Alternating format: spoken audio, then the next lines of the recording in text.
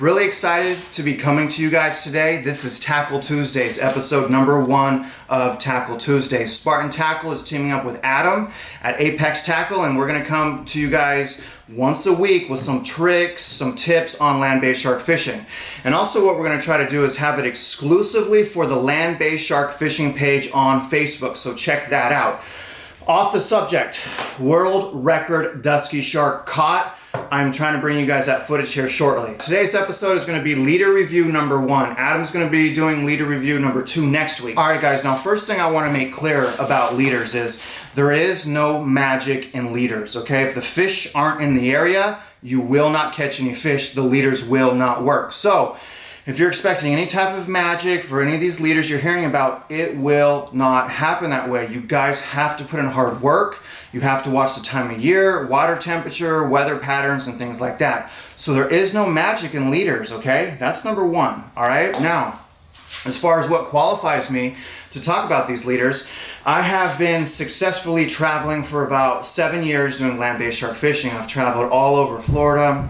I'm predominantly in Texas. I fish for the Texas Shark Rodeo, and we tag and release a bunch of sharks, but I also travel around California and all over the place, so I have a really good knowledge of leaders and how they work. And what I want to tell you guys is different areas, different locations, and different times of year require different leaders. It's not that anyone has the right or wrong leader. It's just that in certain areas, some leaders will work. In certain areas, some leaders will not work. So we're going to look at today, and we're going to talk about what leaders will work for what areas, and then the pros and cons of those. First up, we got the float leaders. Now, a little bit about the float leaders. I've been using these leaders for about 4 years, and using them in the Gulf for about 3 years, Gulf, Florida, for about 3 years. Now, the whole purpose of float leaders is to keep your bait off the bottom, quite frankly, and to have your bait suspended on the surface. The concept is, that pelagic fish are more likely to hit a bait on the surface than the bottom. Now, as far as using them in the Gulf, I'm not 100% sold that these are going to be your best option in the Gulf as far as Makos. And the reason is, I've been using them for 3 years and I still have not caught a Mako. I believe the Makos in the Gulf are coming in hungry and fast and hot. Now, having said that, I want to believe, and although I've been fishing the Gulf for 3 years with these, I haven't been going hard. So now this year, we finally have people out in the Gulf using these floats, okay, which is Yakking with Jack and Gulf Coast Nation. So I'm watching them. If they start catching Makos, more Makos, not just one Mako, on these float leaders, then we're going to have more evidence and we're going to know they're going to work better. But where these leaders are really, really good at is if you're going to fish on top of structure, if you're going to fish islands, if you're going to fish California, it's an absolutely spectacular leader. So, or if you just want your bait suspended, whether it's in the Gulf or wherever, get a float leader, man. I mean, every angler that travels needs one of these leaders because it is a brilliant concept, okay? Now, how it works is it's basically a 2-part leader, okay? You got 60 feet of mono section, and you got about 12 feet of your bite cable section. Now, what you do is the float section clips to the swivel on your leader. Okay, that clips there. See that? And it slides on your leader. Now the biggest difference is the end of the leader, the mono section, also has a clip. Okay, that's to attach your weight. The really cool thing about these leaders is they are very versatile as far as weight. You can use a breakaway, a sandbag, you can use a claw, you can use several different options as far as bait. Now how you deploy it is, it's kind of a 2-part process in deployment.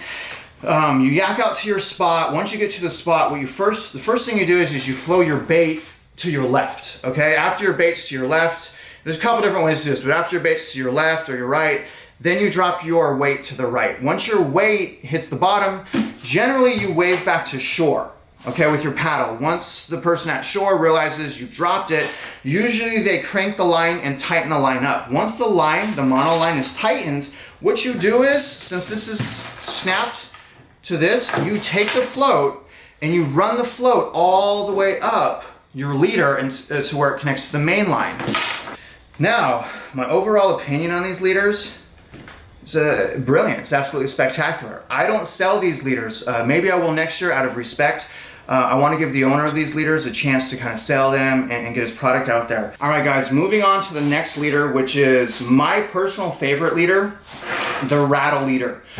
All right, so what I'm gonna do is kind of just tell you the concepts behind the rattle leader, why I use the rattles. Now, the first thing I wanna tell y'all is it took me about, I would say 6 years of trying the maracas and these rattles out before I sold this leader. So I've been testing this for 6 years, taking hundreds of roasts before I finally brought this leader to you guys to sell. Now, here's the thing. There's no magic in this. If the fish are not in the area, they're not in the area. Now, here's my concept on the rattle leaders, okay? Now, first of all, it's already proven that sound attracts sharks. Okay, so we know sound attracts sharks. Also, I've caught almost all of my personal bests on rattle leaders. So, I also know it doesn't hurt. So we know sound attracts sharks. We know these rattles don't work, which leaves the next question being, then how much do they help? Okay, so I believe that there is a percentage that having these rattles on these leaders is going to help you catch fish. And my concept being is, say, you know, it's not shaking, right? Say it's perfectly calm on the bottom of the ocean floor and it's not shaking.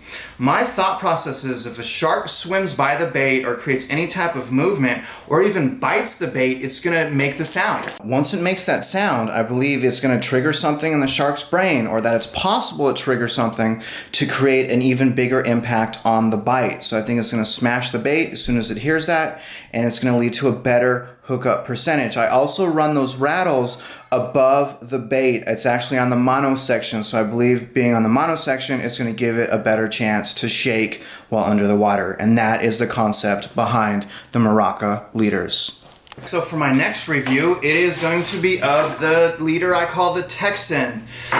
Now, let me explain why I call it the Texan. We have an overwhelming amount of cutoffs and breakoffs and things like that just because of all of the sandbars, and we get so many frays. It's so hard to fish in Texas, and it's so expensive to fish in Texas. But we brought this leader. It's not a big leader. I think it's like a 26-foot leader. It's a simple leader. It has a 700-pound cable, 500-pound mono, 20-aught circle hook.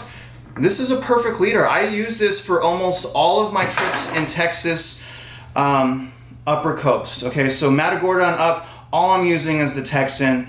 I'm replacing the hooks almost, after every trip. I just cut the cable and recrimp it. These are great leaders, guys, if especially if you fish in Texas, because they're not a lot of money and they work. And if you lose it, you're out $7.25. So you're not out a lot of money, but I wanted to bring you guys something that didn't cost me a lot of money, to make, so that I could sell it to, specifically people in Texas or wherever else you want to go.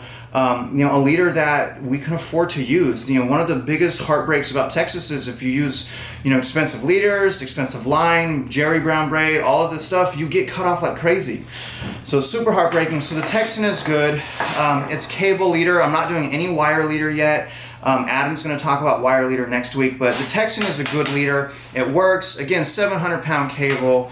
500-pound mono. This is good stuff. We're going to sell them at $7.25 while the supplies last.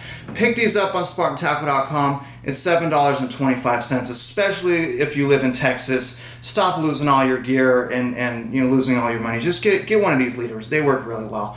And again, I use them all over the place in Texas. Now, if I go to Florida, or if I'm trying to catch some massive fish down pens, it's spring or fall, I'm not going to use these. I'm not going to use these. Okay, I'm not going to take these to Florida. I'm not going to take these to try to catch really, really big fish.